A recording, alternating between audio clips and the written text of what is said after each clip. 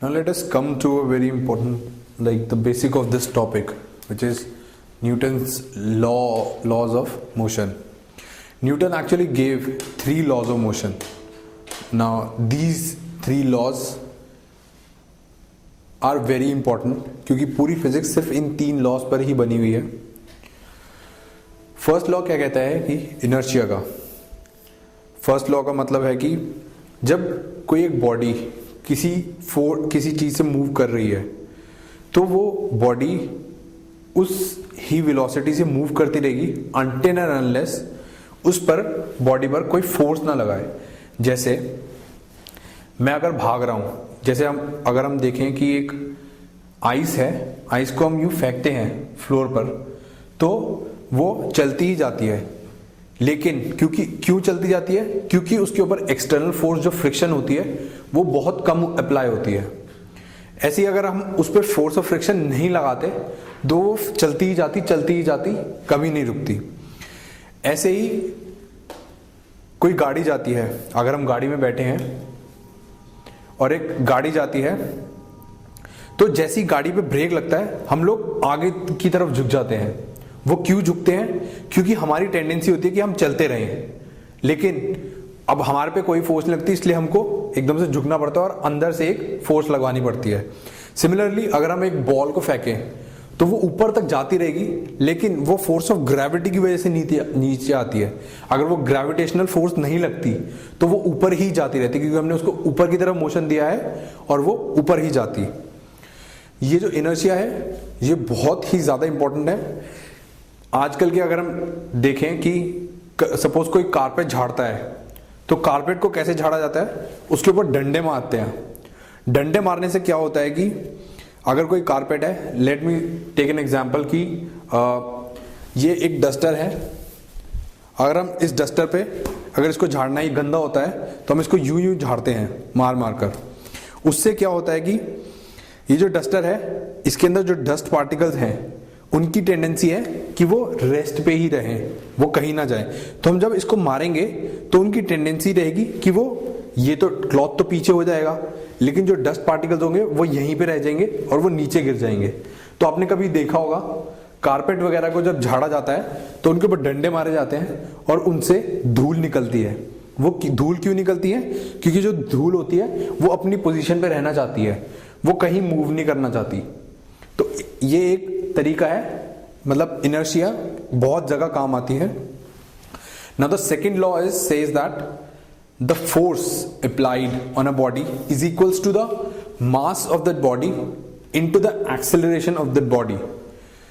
मतलब अगर हमको एक गाड़ी है, गाड़ी को एक्सेलरेट करना है एक a एक्सेलरेशन से, तो जो उस पे हमको फोर्स लगानी पड़ेगी that will be equal to the mass of that car into the acceleration of that car. अब ये जो सेकेंड लॉ ऑफ मोशन है इसकी एक लिमिटेशन होती है कि it holds only when the mass of the body is constant. ये जो मास है ये अगर कांस्टेंट रहता है, लेट अस से कि जो रॉकेट हैं वो हमारे स्पेस में जाते हैं तो उनके अंदर क्या होता है कि उनके अंदर फ्यूल होता है.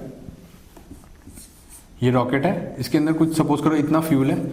जब ये जल जाता है तो रॉकेट का मास कम हो जाता है और जो उनके अंदर फोर्स लगती है और जो एक्सेलरेशन आती है वो कुछ डिफरेंट होती है. तो ये जो चीज़ है ये हमारी उस वक्त अप्लाई नहीं होती.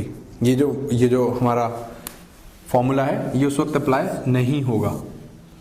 सिमिलरली अगर हम देखें कि कोई कंटेनर जा रहा है जो रेल पे पड़ा हुआ है, जो हमारी रेलगाड़ी होती है उस पे पड़ा हुआ है और उसके अंदर कुछ लिक्विड भरा है, लेकिन उसके अंदर कुछ उस कंटेनर के अंदर कुछ होल वगैरह हो गया जिसकी वजह से वो लिक्विड बाहर निकले जा रहा है और गाड़ी आगे जा रही है किसी एक एक्सेलरेशन से. उस केस में भी ये इक्वालिटी होल्ड नहीं होगी क्योंकि उसका जो मास है ट्रेन में से वो निकले जा रहा है, कम हुए जा रहा है. तो ये हम फॉर्मूला यूज नहीं कर सकते. Now the third law says that to every force there is an equal and opposite reaction. इसका क्या मतलब है? अगर मैं इसको यू पुश करने की कोशिश करूं, इस पेन को अगर मैं अपनी बॉडी के अगेंस्ट पुश करने की कोशिश करूं तो ये पुश नहीं होगा। ये कितना पुश होगा?